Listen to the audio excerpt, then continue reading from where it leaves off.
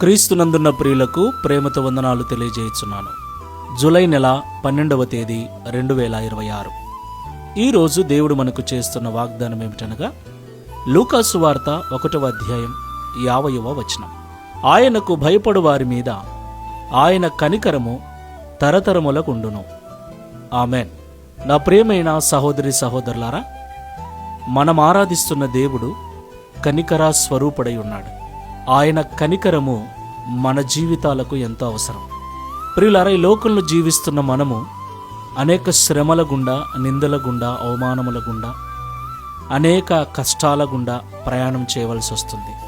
కొన్నిసార్లు ఒంటరిగా నడవవలసి వస్తుంది. కొన్నిసార్లు గుంపులో ఉన్న ఒంటరిగా ఆయన బ్రతకవలసి వస్తుంది. మనిషి యొక్క జీవితం ఎప్పుడు ఏ విధంగా మలుపు తిరుగుతుందో ఎవరికీ తెలియదు ప్రియులారా. అయితే మన యొక్క ఈ జీవితంలో దేవుని యొక్క కనికరము మనకు చాలా అవసరం. ప్రియులారా, మనం ఇబ్బందుల్లో ఉన్నప్పుడు ఎవరైనా మన మీద కనికర పడితే ఆ కనికరముతో వారి సహాయం మనకు అందుతుంది.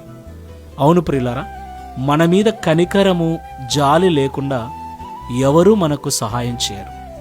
జాలిపడి కనికరపడే దేవుడు మనం ఆరాధిస్తున్న దేవుడు. మనుషులు ఒకవేళ పట్టించుకోకపోయినా ఆయన మనల్ని పట్టించుకుని వాడై ఉన్నాడు. మనుషుల యొక్క కనికరము కొంతకాలం మాత్రమే మన మీద ఉంటుంది. అయితే దేవుని కనికరము ఎల్లవేళలా మన మీద ఉంటుంది.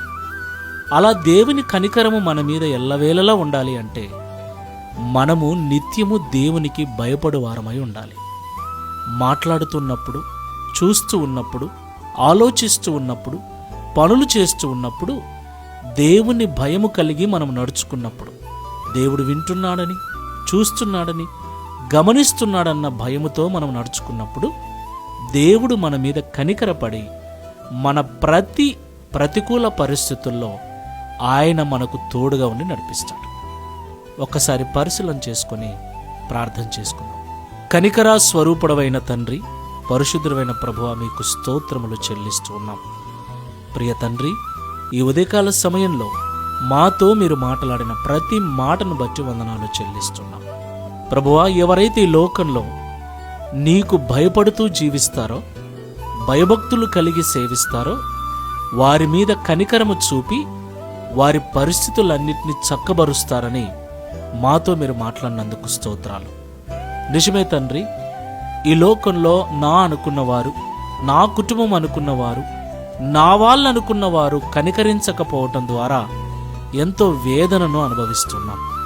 ఒకవేళ వారు కనికరించినా ఆ కనికరము ఎల్లవేళలా మా మీద ఉండకపోవటం కూడా మాకు బాధేస్తుంది. అయితే ఈ లోకము కనికరించినా కనికరించకపోయినా మేము నీ యందు భయము నిలిపినట్లయితే మీ కనికరం మా మీద చూపిస్తారని మాతో మాట్లాడినందుకు స్తోత్రములు.